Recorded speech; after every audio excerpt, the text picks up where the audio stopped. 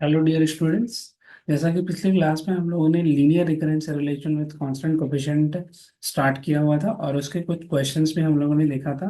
अच्छा, उससे पहले छोटा सा एक बार देख लेते हैं इसका सॉल्यूशन का जो फॉर्मेट था वो क्या था।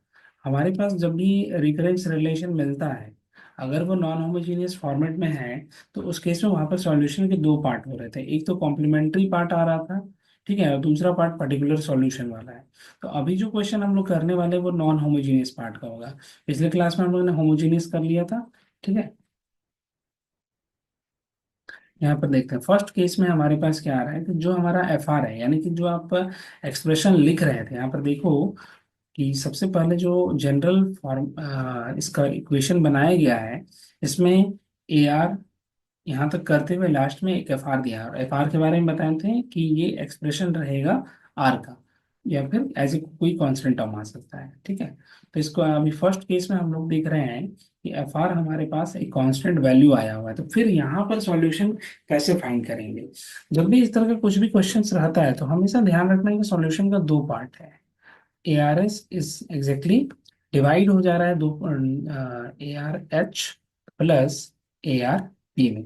तो फर्स्ट काम हम लोगों को होमोजीनियस सॉल्यूशन निकालना है, उसके बाद उसका पर्टिकुलर सॉल्यूशन फाइंड करेंगे, ठीक है। तो होमोजीनियस फाइंड करने के से पहले इसको एज इट इज जैसे पहले रीअरेंज करते थे, सेम उसी फॉर्मेशन में रीअरेंज करेंगे। This A R plus 4 × AR-1 plus 3 × AR-2 equal to 4 होगी। ये हमारा मेन इक्वेशन है। अब हम लोगों को फाइंड करना है कॉम्प्लीमेंट्री सॉल्यूशन, ठीक है। कॉम्प्लीमेंट्री सॉल्यूशन फाइंड करेंगे तो उसके लिए क्या यूज करना है, हम लोगों को ये वाले पार्ट को सिर्फ यूज करना है। 4 AR-1 plus 3 AR-2 equals to 0, ठीक है। यही इक्वेशन, इसी होमोजेनियस इक्वेशन का ही सॉल्यूशन एक्चुअली में ARH है। इसको फाइंड करने के लिए क्या तरीका अपनाए थे, पहले नंबर तो ऑर्डर बताए थे कि ऑर्डर क्या निकालना होता है। ऑर्डर हमारे पास एग्जैक्टली 2 आ जाएगा। अब यहाँ पर ऑक्सिलरी इक्वेशन निकालना है, तो ऑक्सिलरी इक्वेशन कैसे फाइंड करेंगे, जितना ऑर्डर उतनी ही डिग्री का हमारा ऑक्सिलरी इक्वेशन। तो ए आर के लिए आप m² यूज करो, फिर उसमें बैक टू बैक पावर हम माइनस करते चलेंगे, ठीक है। अब यहाँ पर से क्या काम करना है, रूट्स फाइंड करना पड़ेगा। तो रूट्स हम इसको फैक्टराइज करके निकाल सकते हैं, m² plus 3m plus m plus 3 equals to 0। m हम कॉमन कर लेंगे, m प्लस 3 बन गया। फिर इसी तरह से यहाँ पर से भी m प्लस 3 इक्वल्स टू 0 आ गया। तो आप चाहो तो m प्लस 3 इंटू m+1 कर सकते हैं। तो रूट्स हमारे पास क्या क्या आएगा, एक -1 एंड -3। तो फिर जो यहाँ पर हमारा होमोजीनियस सॉल्यूशन या कॉम्प्लीमेंट्री सॉल्यूशन ए आर आने वाला है, ARH, वो क्या आएगा, C1 - 1 to the power R, C2 - 3 to the power R। यहाँ पर देख सकते हो कोई भी इनिशियल कंडीशन दिया हुआ नहीं है, तो हम लोगों को C1 C2 की वैल्यू फाइंड करने की जरूरत भी नहीं है, ठीक है। तो ये हो जाएगा हमारा सिर्फ होमोजीनियस पार्ट का सॉल्यूशन। अब इसके बाद का वर्क होगा हम लोगों को पर्टिकुलर सॉल्यूशन फाइंड करना है, यानी कि ARP फाइंड करना है, ठीक है।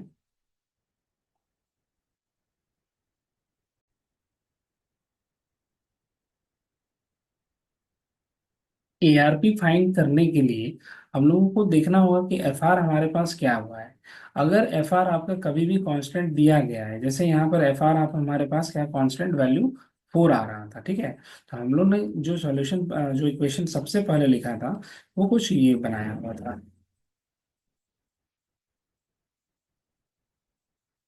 To this. अब जब भी कांस्टेंट वैल्यू रहेगा तो ट्रायल सॉल्यूशन हम लोगों को क्या करना है, let trial solution A R is equal to capital A. यही चीज ऑलवेज कंसिडर करेंगे जब भी हमारे पास कांस्टेंट रहेगा। और उस केस में क्या करना है, जितने भी ए आर रहेंगे, यानी कि AR, AR-1, AR-2, सभी की जगह पर ए को पुट करना है। तो यहां से हमारे पास for all the R, A+4A +3A equals to 4 हो गया। सॉल्व करेंगे तो टोटल हमारे पास 8A इक्वल्स टू 4 आ रहा है। तो A की वैल्यू कितनी आ रही है, 4/8, इट मीन्स हाफ। तो हमारा जो ट्रायल सॉल्व, जो हमारा यहाँ पर पर्टिकुलर सॉल्यूशन PS आ गया या ARP आ रहा है, वो असल में 1/2 टू है। ठीक है, तो फिर फाइनल सॉल्यूशन क्या बनेगा?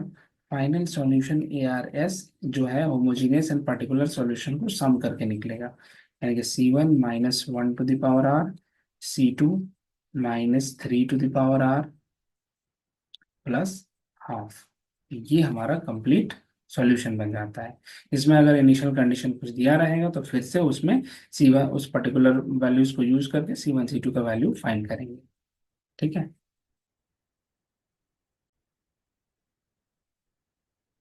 नेक्स्ट क्वेश्चन फिर उसी तरह से आ रहा है। यहाँ पर आप अगेन इसको रीअरेंज करेंगे। AR+AR-1 - 6 AR-2 = 6। तो यहाँ पर भी आप देखो कि एफ आर की जगह पर हमारे पास क्या दिया गया है?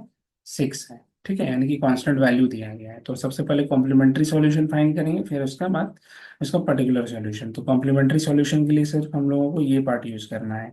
AR+AR-1 AR-2 = 0। अब चाहो तो ऐसे ना भी लिखो, डायरेक्ट भी यूज करके डायरेक्ट ऑक्सिलरी इक्वेशन बना सकते हो।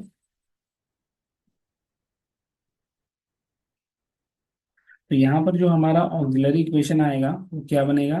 M² + M - 6 = 0। जैसे पहले बनाते थे सेम उसी प्रोसेस पे है। रूट्स फाइंड करेंगे। M²3M - 2M - 6 = 0। M कॉमन कर सकते हैं, M+3 हो गया, यहाँ से 2 आप कॉमन कर लो, फिर से M+3 = 0 हो गया। Again M-2 × M+3 = 0। तो M की क्या क्या वैल्यू आ रही है? एक तो 2 आ जाएगी, M = 2 बनेगा, और एक हमारे पास -3 आ रहा है, यानी कि जो हमारे पास AR-H आएगा वो क्या आ रहा है? C1 2 to the power R, C2 - 3 to the power. ठीक है, अगला काम हमारे पास सिर्फ इतना रहेगा, इसका पर्टिकुलर सॉल्यूशन फाइंड करना।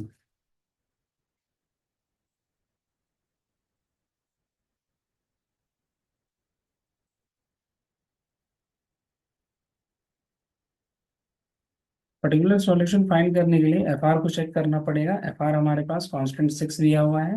तो ट्रायल सॉल्यूशन में A R equal to capital A लेंगे for all the R. Then for जो भी इक्वेशन फर्स्ट है उसमें पुट कर देंगे A+A - 6A = 6 हो गया। सॉल्व करेंगे तो हमारे पास -4A = 6 आ रहा है। तो ए की वैल्यू कितनी आ रही है? -6/4, यानी कि -3/2। तो जो हमारा ए आर पी आ गया वो -3/2 हो गया। फिर अगला काम, जो फाइनल सॉल्यूशन हमारे पास आ रहा है ए आर एच, वो था हमारे पास AR+AR-P। वैल्यूज को पुट करेंगे तो हमारे पास बनेगा C1 2 to the power R, C2 - 3 to the power R plus -3/2। आप चाहो तो इसको डायरेक्टली सॉल्व करके -3/2 भी लिख सकते हो। ठीक है, इस तरह से